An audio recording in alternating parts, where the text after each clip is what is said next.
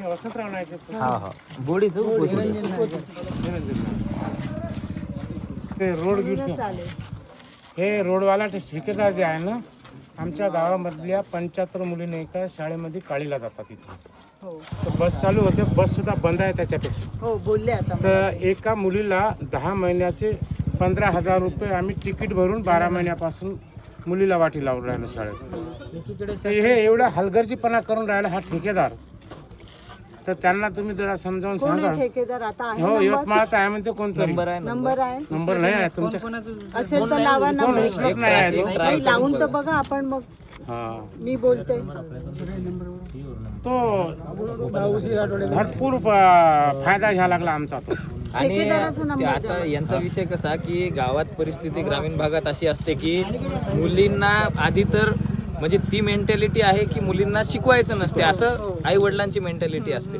पण ती मानसिकता दूर करूनही कसं बसं मुली जेव्हा शिकायला जात आहेत तर शिकायला जात आहेत तर इकडे बस होती.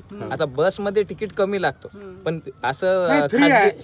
फ्रीज आहे, समजा फ्रीज आहे. तर इकडे खाजगी येणे जायचं म्हटलं 30 रुपये 40 रुपये यायला जायला लागतं. हो, 30 रुपये. 30 रुपये 60 रुपये लागून जायला, जातात. 60 रुपये यायला जायला 60 रुपये लागते. तर 60 रुपये सुद्धा रोजचा खर्च जो आहे हे यांना न झेपवण्यासारखं आहे ना. कारण हे उसावर जाणारे लोक अर्धे तसे लोक म्हणजे कष्ट करून खाणारे लोक आहे, हातावर घेऊन खाणारे असे लोक आहे. मग शिक्षणापासून वंचित असे पण काही लोक होते ना, मुली त्यांचं शिक्षण बंद पूर्ण झालं होतं. गाव म्हणजे एक 0 बजेट मधलं गाव आहे.